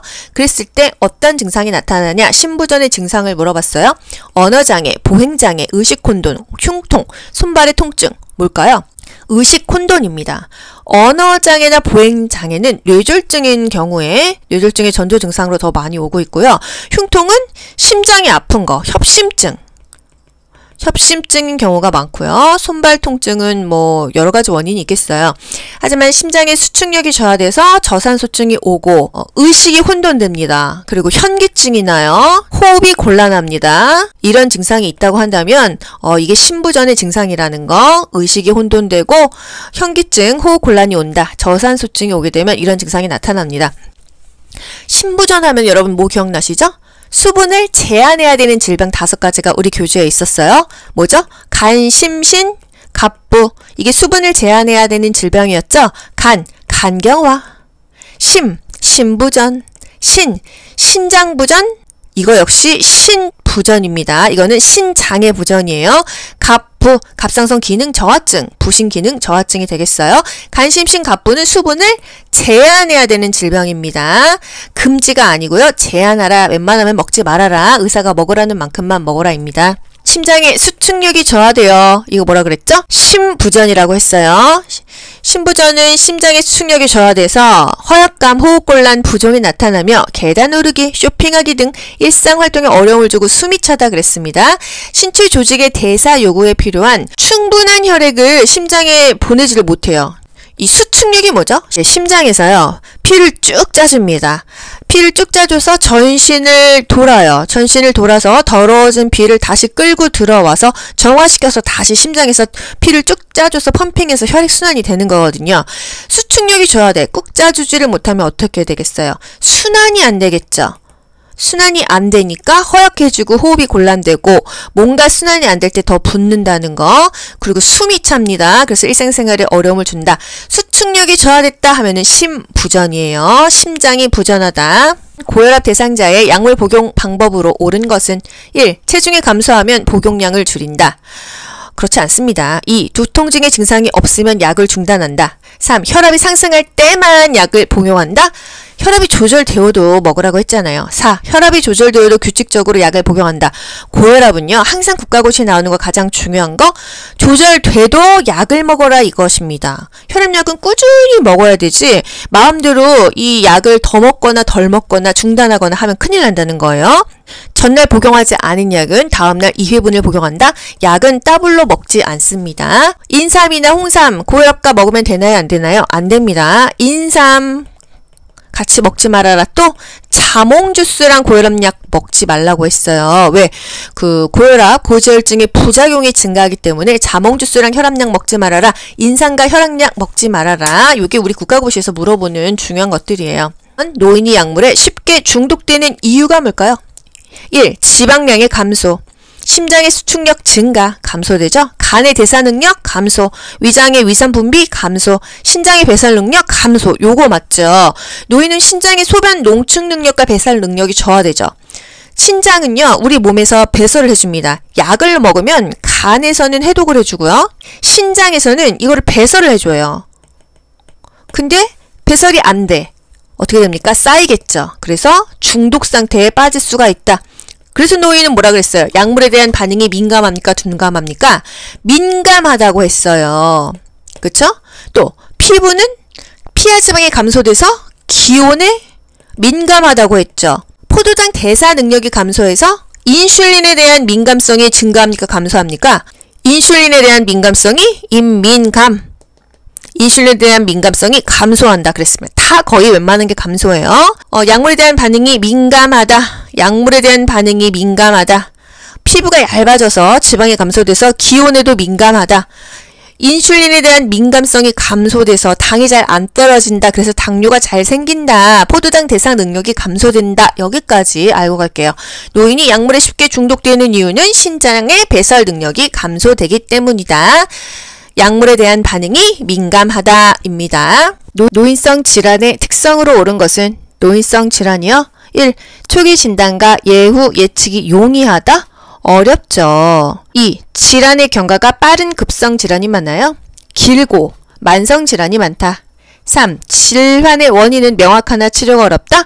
명확하지 않죠. 늙어서 그런 건지 어디가 아픈 건지 불명확하다. 치료가 어렵다. 가벼운 질환에도 의식장애를 일으키기가 쉽다 그랬어요. 젊은 사람 설사한다고 의식장애 일으키지 않잖아요. 노인들은 가벼운 질환에도 의식장애를 일으키기가 쉽다. 5. 약물의 배설이 빨라. 약물에 대한 반응이 둔감하다. 약물에 대한 배설 능력이 저하되죠. 그래서 약물에 대한 반응이 민감하다고 했습니다. 노인성 질환의 특성, 가벼운 질환에도 의식장애를 일으키기가 쉽다. 초기 진단과 예후 예측이 어렵다. 질환의 경과가 길고 만성 퇴행성 질환이 많다. 질환의 원인은 불명확하며 치료가 어렵다. 약물의 배설 능력이 저하되어 약물에 대한 반응이 민감하다 했습니다. 22번 노화에 따른 심혈관계 특성으로 옳은 것은 심혈관계예요. 혈압이 저하됩니까? 혈압은 상승한다. 심박동수는 감소한다. 심장 근육의 탄력성은 감소하고 최대 심박출량은 증가한다. 감소하죠. 5. 말초 혈관의 저항이 증가한다. 이게 무슨 소릴까요? 혈압이 높아진다. 고혈압이 된다 이 말입니다. 나이 먹고 높아지는 거, 좋아지는 거 말고 다 감퇴되고 떨어지는데 높아지는 것은 혈압이다. 그게 바로 말초 혈관의 저항이 증가한다는 말입니다. 혈관의 저항이 증가해야 순환이 된다는 거예요. 혈압이 높다, 고혈압이다. 같은 말이 말초 혈관의 저항 증가입니다. 이 비슷한 용어를 아셔야 돼요. 3번 욕창 초기에 피부 홍반이 나타날 때 돕는 법은 욕창은 초반에 피부가 불그스름해지면서 시작이 됩니다. 1. 욕창 주위를 마사지하고 가볍게 두드린다. 이거 나쁜 방법 아니죠? 2. 피부 변화 있는 부위에 파스를 붙인다. 파스를 붙이면 자극이 가죠. 파스를 붙이지 않는다. 3. 춥지 않으면 2-3시간 햇볕을 쬐다. 너무 길죠. 따뜻하다고 한다면 한 30분 정도가 적당하다. 4. 찬바람과 따뜻한 바람을 번갈아 쓰며 말라준다. 찬바람은 없어요. 감기 걸립니다. 따뜻하다고 하기보다는 미지근한 바람입니다. 5. 욕창 부위에 뜨거운 물주머니를 댄다. 뜨거운 건 안 돼요. 항상 미지근한 게 좋다. 중용이 좋다. 미지근한 물수건으로 찜질한다. 이게 바로 욕창 초기에 좋은 방법이 되겠습니다. 욕창의 단계 1단계, 2단계, 3단계, 4단계가 있어요. 피부 홍반이 나타난다. 1단계죠. 수포가 나타났어. 물집이 나타났어. 2단계입니다. 괴사되기 시작됐다. 그러면 3단계고요. 뼈와 근육까지 깊이 썩었다, 괴사됐다. 4단계 욕창이 되겠습니다. 이 단계도 물어보잖아요. 수포는 2단계라는 거. 24번 노화에 따른 소화기계 특성으로 옳은 것은 소화가 안 되겠죠? 1. 청각 기능의 감소. 이거는 감각기계입니다. 청각 기능 감소되지 맞지 하고 답 표시하면 된다 안 된다? 안 된다. 왜? 소화기계 물어봤다는 거예요. 시각, 후각, 청각, 미각 이거는 감각기계라는 거예요. 2. 기입성 저혈압이 발생한다. 저혈압, 순환이 안 되는 거 아니겠어요? 혈관계예요. 심혈관계 질환이다. 이게 틀렸다는 게 아니라 소화기계 특성은 아니라는 거죠. 3번 근력 운동 능력의 변화? 이거는 뭘까? 근골격계 질환입니다. 4. 위액의 산도 저하. 맞지 않습니까? 이게 바로 소화기계의 특성이에요. 5. 감각 인지 능력 저하. 신경계 질환이죠. 감각 인지 능력의 저하. 신경계 질환 뭐가 있었죠? 치매, 뇌졸중, 파킨슨 등이 있었다. 소화기계 특성은 위액의 산도 저하. 탈과 위액이 안 나온다. 위액이 산도가 저하되니까 소화가 잘 안 된다 이겁니다. 25번 노화에 따른 소화기계 변화로 옳은 것은 약물의 대사 능력 증가예요. 약물이 대사가 잘 됩니까? 잘 안 빠져나가겠죠. 감소합니다. 2. 지방 흡수력의 감소. 요거 맞아요. 췌장에서 지방을 분해하는 효소가 나오는데 그게 감소가 되나 봅니다. 그래서 지방 흡수가 잘 안 된다. 노인은 그래서 지방을 조금만 먹어라 하잖아요. 탈과 위액의 분비가 증가되는 게 아니라 감소된다고 했었죠. 그리고 직장벽의 탄력성은 마찬가지로 감소된다. 탄력이 없다. 쓴맛과 단맛을 잘 느끼지 못해요. 유일하게 잘 느끼는 게 쓴신이라고 했죠. 잘 느끼지 못하는 건 뭐라 그랬어요? 단짠은 못 느껴요. 그래서 음식이 달고 짜진다는 거 못 느끼니까 자꾸 설탕 넣고 소금 넣어서 달고 짜지고요. 쓴 시는 잘 느껴요. 아이고 쓰다, 아이고 시다 이런 말을 정말 많이 한다. 왜? 잘 느끼니까. 그래서 노화에 따른 소화기계 변화로는 지방의 흡수력이 감소된다. 요것만 맞겠습니다. 약물의 대사 능력 감소, 타액과 위액의 분비 감소, 직장벽의 탄력성 감소. 쓴 시는 잘 느끼고 단자는 못 느끼죠. 대상자가 요실금 증상이 있을 때 돕는 방법은 1. 야간에는 수분 섭취를 금지한다.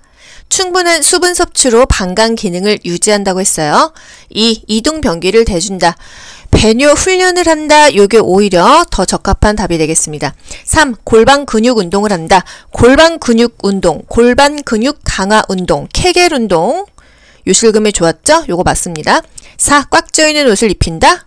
5. 장시간 소변을 참았다가 한 번에 배뇨하게 한다. 장시간까지는 아니고요. 방광 용적을 조금 넓히기 위해서 참았다가 배뇨하게 하는 것도 그렇게 나쁜 방법은 아닙니다. 하지만 이 문제에서 가장 정답에 근접한 것은 골반 근육 운동을 한다, 케겔 운동을 한다가 되겠어요. 유실금이 있으면 골반 근육 강화 운동하죠. 충분한 수분 섭취합니다. 또 식이섬유가 풍부한 채소와 과일을 섭취하죠. 그렇게 해서 변비를 예방한다. 변비를 예방해야 복압성 요실금 안 생기잖아요. 그리고 살을 빼라, 체중을 조절해라. 이런 것들이 요실금 증상에 좋은 방법이 되겠습니다. 요도를 둘러싸고 있는 세포가 증식하여 소변이 마려울 때 참기가 힘들고 배뇨 후 잔뇨감이 있고 소변 줄기가 끊어지는 질환은 이거 뭐죠 여러분? 전립선 비대증입니다. 전립선이 커져서 요도를 압박해요. 요도가 좁아지니까 소변 줄기가 가늘어지겠죠. 노화에 따른 호르몬의 불균형 때문에 전립선 비대증이 생긴다는 거. 배뇨하고 나서도 잔뇨감이 있습니다. 소변 줄기가 굉장히 가늘어지고요. 소변이 바로 안 나오고 힘을 주어야 나와요. 밤에 자주 깨게 되죠. 소변이 마려울 때 또 참기는 힘들다. 심하다고 한다면 전립선 절제 수술을 받습니다. 13번 골다공증 질환을 예방하는 방법으로 옳은 것은 1. 고단백, 고지방식을 섭취한다. 고지방은 없습니다. 2. 탄력 스타킹을 착용한다. 탄력 스타킹은 정맥염에 사용하기도 해요. 심줄이 툭툭 튀어나오는 질환이요. 골다공증은 아니다. 3. 유연성을 키우는 요가, 수영을 한다. 여러분 수영하면은 퇴행성 관절염이에요. 퇴행성 관절염은 무릎에 체중이 부하되면 더 아프죠. 그래서 이런 수중운동, 체중을 부하하지 않는 수중운동이 좋습니다. 하지만 골다공증에는 걷기가 좋다고 했죠? 걷기나 조깅 같은 체중 부하 운동을 한다. 요게 골다공증의 답입니다. 일어서서 하는 운동은요, 근력을 유지시켜주고 골다공증에 도움이 되거든요. 골다공증은 골밀도가 낮아가지고 골절이 잘 되는 상태입니다. 골다공증이 있는 상태로 넘어지거나 낙상이 되면 고관절 골절이 온다고 했어요. 골다공증은 뭐를 먹어야 된다? 비타민 D와 칼슘을 먹어주는 게 좋겠죠. 햇볕을 쬐면 자체적으로 비타민 D가 생성되죠. 그리고 가벼운 걷기, 산책, 조깅 좋고요. 금연하셔야 됩니다. 카페인이 많이 들어간 음료를 섭취하는 게 아니고 줄이셔야 돼요. 커피 많이 먹으면 뼈 녹는다 이런 말 있잖아요. 카페인은 골다공증에 좋지 않다는 거예요. 걷기나 조깅 같은 체중을 부하하는 운동이 골다공증에 좋다. 14번 골다공증으로 인한 골절을 예방하기 위해서 섭취해야 되는 영양소는요. 비타민 D 플러스 칼슘입니다. 같이 먹어야 소화 흡수가 잘 돼요. 철 좀 들어라 C. 철 분재는 비타민 C랑 먹었어요. 비타민 C 또는 오렌지 주스랑 먹는다. 요렇게 우리 국가고시에 나오고 있습니다. 15번 퇴행성 관절염 있는 대상자에게 적합한 운동 수영이었어요. 수영 또는 수중 운동. 수영이나 걷기, 체조도 좋습니다. 골다공증과 퇴행성 관절염 둘 다 할 수 있는 운동은 걷기예요. 하지만 걷기가 안 되는 게 아니라 퇴행성 관절염이 있다고 하면 수영이 더 좋고 또 골다공증이 있다고 한다면 걷기가 더 좋다. 둘 다 걷기는 가능하다. 걷기는 둘 다 가능은 하다. 하지만 퇴행성 관절염이 있다면 수영이 낫고 골다공증이 있다면은 걷기가 더 좋다 이거예요. 퇴행성 관절염이 있다고 걷기를 하면 안 되는 건 아니라는 거예요. 걷는 건 다 좋다. 노화에 따른 미각의 변화로 옳은 것은 1. 혀의 유두가 커진다. 여러분 유두가 뭐죠? 이 혓바닥에 오돌도돌한 거 있잖아요. 이게 유두예요. 혀의 유두가 커진다? 커질까요? 작아질까요? 혀의 유두가 위축됩니다. 나이 먹으면 다 쪼그라들잖아요. 2. 혀의 미래 개수가 증가한다. 미래가 뭐죠? 미래가 맞봉오리예요. 미각세포입니다. 미각세포는 당연히 감소하겠죠. 나이 먹고 증가하는 건 많지가 않더라. 감소합니다. 그럼 미래는 어디 있나? 유두 이 밑에 미래, 이 맛을 느끼는 미각세포가 이게 미래라고 하네요. 유두는 위축되고 미래 개수는 감소된다. 3. 단짠이 향상됩니까?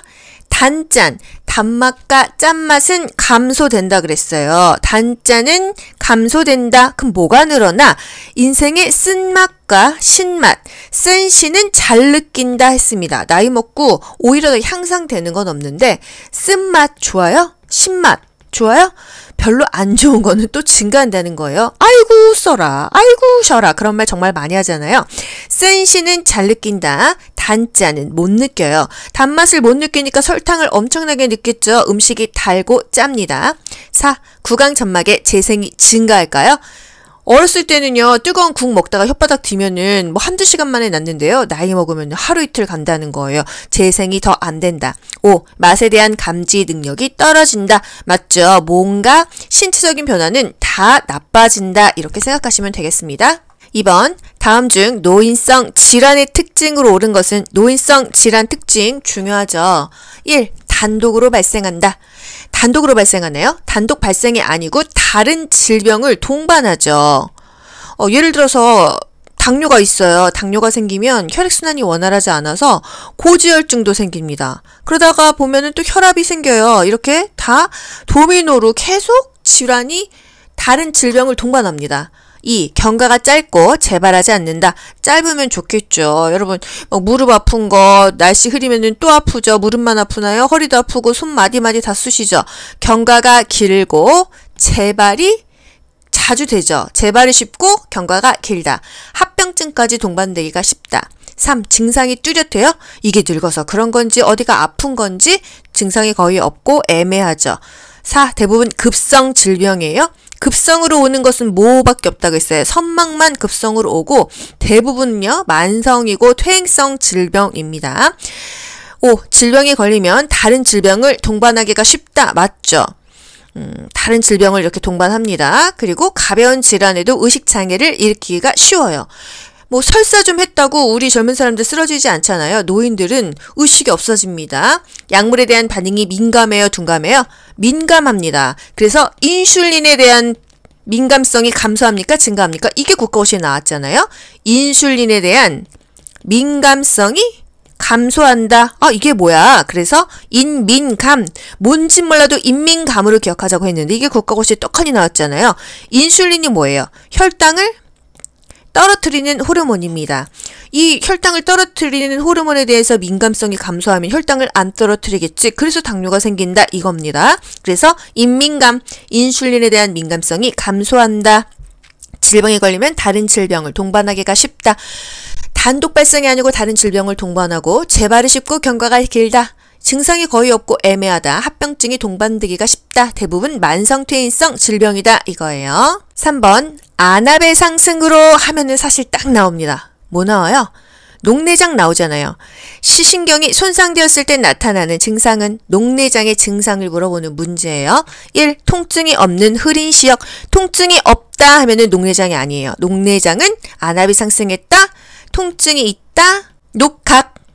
각막이 뿌옇다 이랬어요. 통증이 없다고 하면은 이거는 백내장에 가깝겠죠? 이 뿌옇게 혼탁한 각막, 혼탁하면 백내장 아니야? 각막 하면은 녹각, 녹내장이라고 했잖아요. 이게 녹내장의 증상이 되겠습니다. 3. 밝은 불빛에서의 눈부심.